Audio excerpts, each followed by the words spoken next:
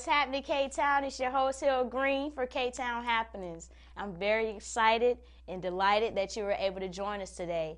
I have here with me in the studio, Moe Soundz. His voice may sound familiar to you because he's a DJ with WELS. Hey, Moe Soundz, how are you? Hey, how you doing? I'm doing great, man. I'm really excited to have you here. Thank you for having me. Yeah, so let us know what you do. You're a gospel artist, correct? Correct. Tell us a little something about that. Actually, I'm a gospel rapper. Own ad personality at WELS.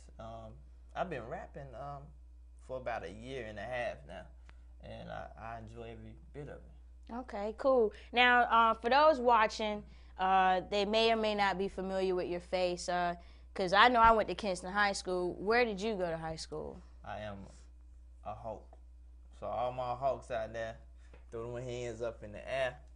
08, baby. That. But yeah, he went to North Lenore. He's a CPKer. He's a country part of Kinston, Kinstonian. Born and raised. But it's all good. Great. So tell us a little something about you right now. You have a mixtape out. Is that correct? Crucified Music. It's entitled Crucified Music. 14 tracks. It's free. So if you're not doing nothing right now, go to your computer and download it at www.myspace.com/MOESOUNDZ. That's what's up. I like that Z on the end. Moe Soundz. Oh, yeah. Sounds really cool. So tell us a little something about your musical influences, being that you're a gospel rapper. Tell us something about some of your musical influences. Oh, man, there's so many. Let me think about it for a minute. All right. When I was growing up, I used to listen to the Wu-Tangs, Cream, Biggie's, the Diddy's, Tupac, Dear Mama. Tupac was actually, he was a genius when he got into the booth. He was way ahead of his time. He really was. He curated songs that we would never imagine. You're right. Some of them are, in a sense, prophetic. Yeah. When you're writing your songs or whatever, what goes into writing your songs? How do you prepare your songs? I step into the studio. I tell them to turn the lights low. Just play the beat. Just play it over and over until I get a vibe or a different subject pops in my head. And then I just sit there and just freestyle in my little corner, my little zone.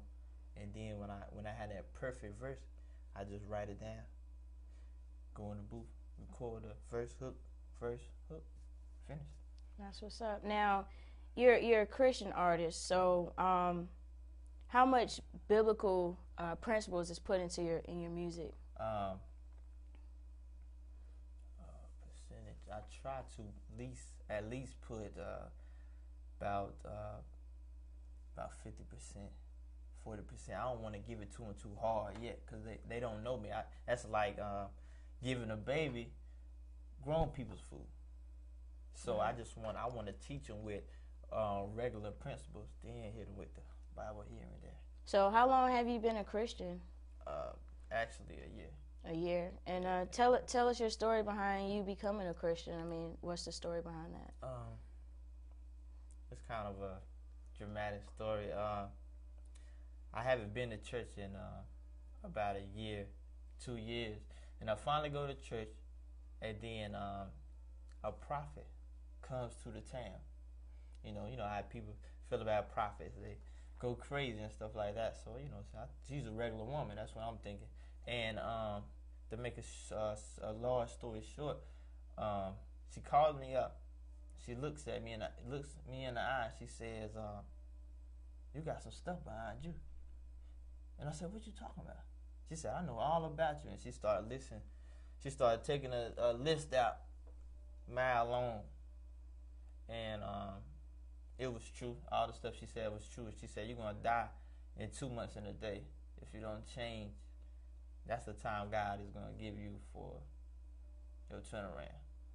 And then I'm here now. So wow, that's awesome. So how long you been working with WELS? Tell us something about you working there. Actually, December will be a year. The experience is amazing.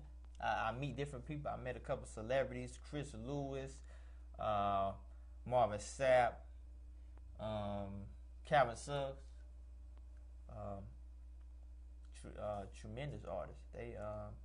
They are phenomenal. That's great. Now, you say you are an on-air personality, okay. So when can the people tune in to the radio to listen to you? Saturdays and Sundays, 12:30 p.m. to 9 p.m. So check me out now. And what's that dial again? 102.9 FM. 102.9 FM. Now, I met you back at the National Night Out for Crime, and you were performing. I did. So you perform often. How often do you perform, and tell us something about some of your past performances? My first performance for this year was Carolina's Best. That was a talent show, a gospel talent show. I called the lady. I told her, I said, I don't want to be in a competition. I just want to come out there and perform. So she gave me a shot. I opened up, and that really opened the door for me in my heart to actually pursue the music even harder. That was one of the biggest ones. I went to a couple of churches around the area. Oasis Hope, Victory Cathedral on Michael Street. Mm-hmm. 2 churches in one. Mm-hmm. Shout out to Victory. Mm-hmm. Yeah, that's about 2, and some other ones down the line. If you want to book me for your event, if you ever heard my music or when you download the music, you'll hear it then. Contact me on MySpace, www.myspace.com/MoeSoundz, and I'll be happy to come. No charge. That's great. Awesome. So tell us a little something about how you got into being a DJ. And for those that aren't familiar with the term DJ, it means disc jockey, like, mixing music, putting together. So how did you get into DJing? I used to go to the flea market with a friend of mine named Big Moe from Kinston. And he used to play the hottest songs. I can't remember exactly what they was, but he used to play the hottest songs, and he'd take 2 CD players in the car, and he'd mix it up a little bit. I'm like, man, that's hot. How you do that? And he would never tell me the secret to it. Then I went home one day. I took me 2 CD players, and I think I stayed there for about 2 or 3 hours trying to figure it out. Then I finally figured it out. And then I seen me a set of turntables I had to get. Then I got me a pair. It came with 2 records. So I hooked them up, and I was just mixing in and out until I got the feel of it, the hang of it. Then I bought me some CDJs. For those that don't know what that is, CD turntables. Yes, we do the CDs, and then it took off from there. Cool. Now, how about as far as the producing, beat making side? Are you into making beats, or do you have someone make beats for you? I know a smidgen about making beats, but other people, they make beats for me.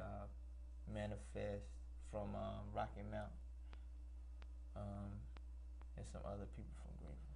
Now let me ask you this: a lot of people watching right now, they notice 2 young individuals. Mo, how old are you? 21. Mo's 21, and you've been saved about a year now. So for all the young people watching, what kind of words of wisdom or words of advice do you have for those young people watching? From my heart to you, to y'all, I say, don't let nobody tell you what you can't do. Everything is possible. Keep pushing until you can't push no more. When you can't push no more, push again. That's right. With God, all things are possible. Yeah. So would you like to share with them possibly maybe your favorite Bible verse or something like that? Do you have one? Let me see. Jeremiah chapter 1, verse 1.